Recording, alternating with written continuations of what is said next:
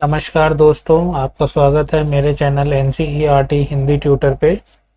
तो आज हम पढ़ेंगे अध्याय 4 राम का वनगमन, जो कि लिया गया है कक्षा 6 विषय हिंदी की किताब बाल राम कथा से, जो कि वाल्मीकि रामायण पर आधारित है। तो चलिए शुरू करते हैं। जय श्री राम। राम का वनगमन।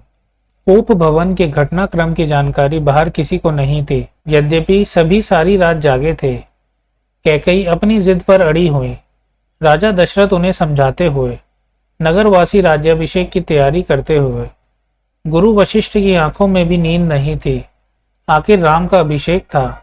दिन चढ़ते के साथ चहल पहल और बढ़ गई। हर व्यक्ति शुभ घड़ी की प्रतीक्षा में। महामंत्री सुमंत्र कुछ असहज थे। महर्षि के पास आए। दोनों ने महाराज के बारे में चर्चा की। पिछली शाम से किसी ने महाराज को नहीं देखा था। कुछ लोगों के लिए इसका कारण आयोजन की व्यवस्था थी। महर्षि ने सुमंत्र को राजभवन भेजा। समय तेजी से बीत रहा था। शुभ घड़ी निकट आ रही थी। सारी तैयारियां हो चुकी थीं। केवल महाराज का आना शेष था। सुमंत्र तत्काल राजभवन पहुंचे। कैकई के महल की सीढ़ियां चढ़ते हुए सुमंत्र को एक अनजान डर ने घेर लिया। अंदर पहुंचे, देखा कि महाराजा पलंग पर पड़े हैं, बीमार, दीनहीन। सुमंत्र का मन भापते हुए कैकई ने कहा, चिंता की कोई बात नहीं है मंत्रीवर। महाराज राज्याभिषेक के उत्साह में रात भर जागे हैं। वे बाहर निकलने से पूर्व राम से बात करना चाहते हैं। कैसी बात? सुमंत्र ने पूछा। मैं नहीं जानती। अपने मन की बात वे राम को ही बताएंगे। आप उन्हें बुला लाइए। दशरथ ने बहुत क्षीण स्वर में राम को बुलाने की आज्ञा दी। सुमंत्र के मन में कई तरह की आशंकाएं थी, पर वे उन्हें टालते रहे। राम के निवास के बाहर भारी भीड़ थी। लक्ष्मण भी वहीं थे। भवन को सजाया गया था। उसकी चमक दमक देखने योग्य थी। सुमंत्र को देखकर कोलाहल बढ़ गया। लोगों के लिए यह एक संकेत था, राज्याभिषेक के लिए राम को आमंत्रित करने का। सुमंत्र ने कहा, राजकुमार, महाराज ने आपको बुलाया है। आप मेरे साथ ही चलें। कुछ ही पल में राम वहां पहुंच गए। लक्ष्मण साथ थे। दोनों भाई विस्मित थे। वे राजसी वस्त्रों में थे, सजे धजे। लोग जय जयकार करने लगे। पुष्प वर्षा होने लगी। राजकुमार समझ नहीं पा रहे थे कि महाराज ने उन्हें अचानक क्यों बुलाया। लोग समझ रहे थे कि राम राज्याभिषेक के लिए जा रहे हैं। महल में पहुंचकर राम ने पिता को प्रणाम किया, फिर माता कैकई को। राम को देखते ही राजा दशरथ बेसुध हो गए। उनके मुंह से एक हल्की सी आवाज निकली, राम। उन्हें होश आया तब भी वे कुछ बोल नहीं सके। थोड़ी देर तक चुप्पी रही, असहज सन्नाटा। कोई कुछ नहीं बोला तो राम ने पिता से पूछा, क्या मुझसे कोई अपराध हुआ है? कोई कुछ बोलता क्यों नहीं? आप ही बताइए माते। महाराज दशरथ ने मुझे एक बार 2 वरदान दिए थे। मैंने कल रात वही दोनों वर मांगे, जिससे वे पीछे हट रहे हैं। यह शास्त्र सम्मत नहीं है, रघुकुल की नीति के विरुद्ध है। कैकई ने बोलना जारी रखा, मैं चाहती हूं कि राज्याभिषेक भरत का हो और तुम 14 वर्ष वन में रहो। महाराज यही बात तुमसे नहीं कह पा रहे थे। राम संयत रहे। उन्होंने दृढ़ता से कहा, पिता का वचन अवश्य पूरा होगा। भरत को राजगद्दी दी जाए, मैं आज ही वन चला जाऊंगा। राम की शांत और सदी हुई वाणी सुनकर कैकई के चेहरे पर प्रसन्नता छा गई।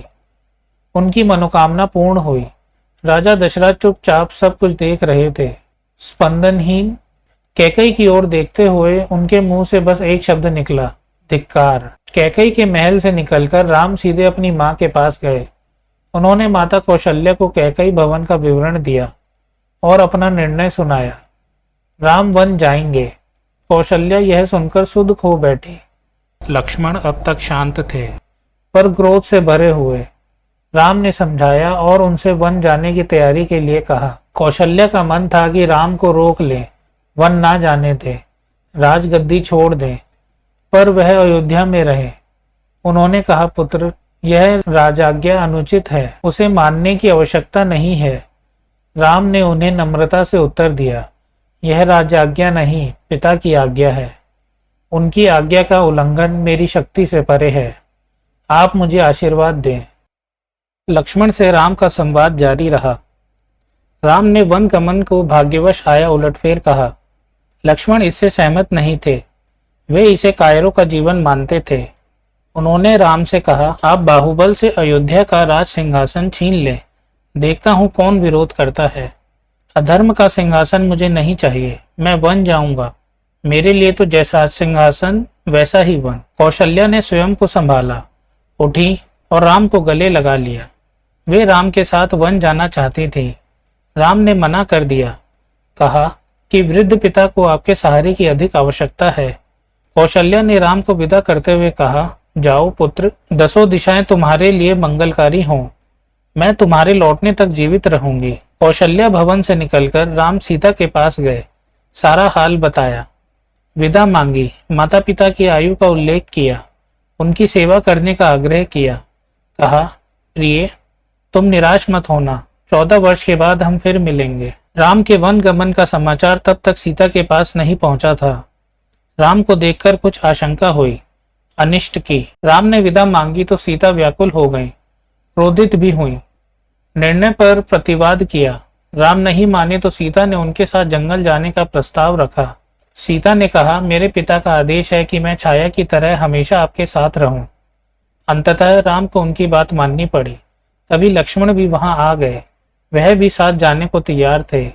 राम ने उन्हें इसकी स्वीकृति दे दी, शीघ्र तैयारी करने को कहा। राम चाहते थे सीता वन ना जाए, अयोध्या में रहें। वे इसकी अनुमति दे चुके थे। फिर भी उन्होंने एक और प्रयास किया। सीते, वन का जीवन बहुत कठिन है, ना रहने का ठीक स्थान, ना भोजन का ठिकाना, कठिनाइयां कदम कदम पर। तुम महलों में पली हो, ऐसा जीवन कैसे जी सकोगी? सीता ने उत्तर नहीं दिया, मुस्कुरा दी। उन्हें पता था कि राम अपने दिए वचन से पलट नहीं सकते। राम वन जा रहे हैं, यह समाचार पूरे नगर में फैल चुका था। नगरवासी दशरथ और कैकई को धिक्कार रहे थे। कुछ देर पहले तक जहां उत्सव की तैयारियां थी, वहां उदासी ने घर कर लिया। सड़कें गीली थी लोगों के आंसुओं से। सबकी इच्छा थी कि राम सीता वन ना जाएं। वे उन्हें रोकना चाहते थे पर बेबस थे। राम, सीता और लक्ष्मण जंगल जाने से पहले पिता का आशीर्वाद लेने गए। महाराज दशरथ दर्द से कराह रहे थे। तीनों रानियां वहीं थी, मंत्री आसपास थे। मंत्रीगण रानी कैकई को अब भी समझा रहे थे। शुद्ध थे पर तर्क का साथ नहीं छोड़ना चाहते थे। ज्ञान, दर्शन, नीति रीति, परंपरा, सबका हवाला दिया। कैकई अड़ी रही। राम ने कक्ष में प्रवेश किया तो दशरथ में जीवन का संचार हुआ। वे उठकर बैठ गए। उन्होंने कहा, पुत्र, मेरी मति मारी गई है। मैं वचनबद्ध हूँ, ऐसा निर्णय करने के लिए विवश हूँ, पर तुम्हारे ऊपर कोई बंधन नहीं है। मुझे बंदी बना लो और राज संभालो। यह राज सिंहासन तुम्हारा है, केवल तुम्हारा। पिता के वचनों ने राम को झकझोर दिया। वे दुखी हो गए, पर उन्होंने नीति का साथ नहीं छोड़ा। आंतरिक पीड़ा आपको ऐसा कहने पर विवश कर रही है। मुझे राज्य का लोभ नहीं है, मैं ऐसा नहीं कर सकता। आप हमें आशीर्वाद देकर विदा करें। विदाई का दुख सहन करना कठिन है, इससे और ना बढ़ाएं। इसी बीच रानी कैकई ने राम, लक्ष्मण और सीता को वल्कल वस्त्र दिए। राम ने राजस्वी वस्त्र उतार दिए, तपस्वियों के वस्त्र पहने। सीता को तपस्विनी के वेश में देखना सबसे अधिक दुखदायी था। महर्षि वशिष्ठ अब तक शांत थे। उन्हें क्रोध आ गया। उन्होंने कहा, सीता वन जाएगी तो सब अयोध्यावासी उसके साथ जाएंगे। भरत सुनी अयोध्या पर राज करेंगे। यहाँ कोई नहीं होगा, पशु पक्षी भी नहीं। एक बार फिर राम ने सबसे अनुमति मांगी। आगे आगे राम, उनके पीछे सीता, उनके पीछे लक्ष्मण। महल के ठीक बाहर मंत्री सुमंत्र रथ लेकर खड़े थे। रथ पर चढ़कर राम ने कहा, महामंत्री, रथ तेज चलाएं। नगरवासी रथ के पीछे दौड़े। राजा दशरथ और माता कौशल्या भी पीछे पीछे गए। सब रो रहे थे, सबकी आंखों में आंसू थे। पुरुष, महिलाएं, बूढ़े, जवान, बच्चे मीलों तक नंगे पांव दौड़ते रहे। राम यह दृश्य देखकर विचलित हो गए, भावुक भी। उनसे यह देखा नहीं जा रहा था। उन्होंने सुमंत्र से रथ को और गति से हाँकने को कहा, ताकि लोग हार जाएं, थककर पीछे छूट जाएं, घर लौट जाएं। राजा दशरथ लगातार रथ की दिशा में नजरें गड़ाए रहे, खड़े रहे, जब तक रथ आंखों से ओझल नहीं हो गया। रथ दिखना बंद हुआ तो वे धरती पर गिर पड़े। रथ दिन भर दौड़ता रहा। वन अभी दूर था। तमसा नदी के तट पर पहुंचते पहुंचते शाम हो गई। वनवासियों ने रात वहीं बिताई। अगली सुबह वे दक्षिण दिशा की ओर चले। हरे भरे खेतों के बीच से गोमती नदी पार कर राम, सीता और लक्ष्मण सई नदी के तट पर पहुंचे।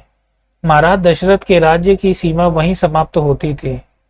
राम ने मुड़कर अपनी जन्मभूमि को देखा, उसे प्रणाम किया, कहा, हे जननी, अब 14 वर्ष बाद ही तुम्हारे दर्शन कर सकूंगा। शाम होते होते वे गंगा के किनारे पहुंच गए। श्रृंगवेरपुर गांव में निषादराज गुह ने उनका स्वागत किया। राम ने रात वहीं विश्राम किया। गुहराज के अतिथि के रूप में वन क्षेत्र आ गया था, नदी के उस पार। अगली सुबह राम ने महामंत्री को समझा बुझाकर वापस भेज दिया। दोनों राजकुमारों और सीता ने नाव से नदी पार की। सुमंत्र तट पर खड़े रहे, वनवासियों के उस पार उतरने तक। उसके बाद वे अयोध्या लौट गए। सुमंत्र का खाली रथ अयोध्या पहुंचा तो लोगों ने उसे घेर लिया। वे राम के बारे में जानना चाहते थे। सुमंत्र बिना कुछ बोले सीधे राजभवन गए। राजा दशरथ कौशल्या भवन में थे, बेचैन, सुमंत्र की प्रतीक्षा में। उन्होंने कहा, महामंत्री, राम कहाँ है? सीता कैसी हैं? लक्ष्मण का क्या समाचार है? वे कहाँ रहते हैं? क्या खाते हैं? सुमंत्र की आंखों में आंसू थे। उन्होंने एक एक कर महाराज के सभी प्रश्नों का उत्तर दिया। सुमंत्र को पता था कि दशरथ को इन उत्तरों से संतोष नहीं होगा। महाराज की बेचैनी बनी रही, बढ़ती गई। वनगमन के 6ठे दिन दशरथ ने प्राण त्याग दिए। राम का वियोग उनसे सहा नहीं गया। दूसरे दिन महर्षि वशिष्ठ ने मंत्री पद से चर्चा की। सबकी राय थी कि राजगद्दी खाली नहीं रहनी चाहिए। तय हुआ कि भरत को तत्काल अयोध्या बुलाया जाए। घुड़सवार दूत रवाना किए गए, इस निर्देश के साथ कि उन्हें अयोध्या की घटनाओं के संबंध में मौन रहना है। तो यह था हमारा अध्याय 4, राम का वनगमन। तो उम्मीद करता हूँ कि आपको यह वीडियो अच्छी लगी होगी और मैं भी थोड़ा सा भावुक हो गया श्री राम जी का वनगमन देख के। अगर आपको वीडियो अच्छी लगे तो लाइक और शेयर कीजिएगा और चैनल को सब्सक्राइब कीजिएगा। हम मिलते हैं नेक्स्ट वीडियो में। धन्यवाद।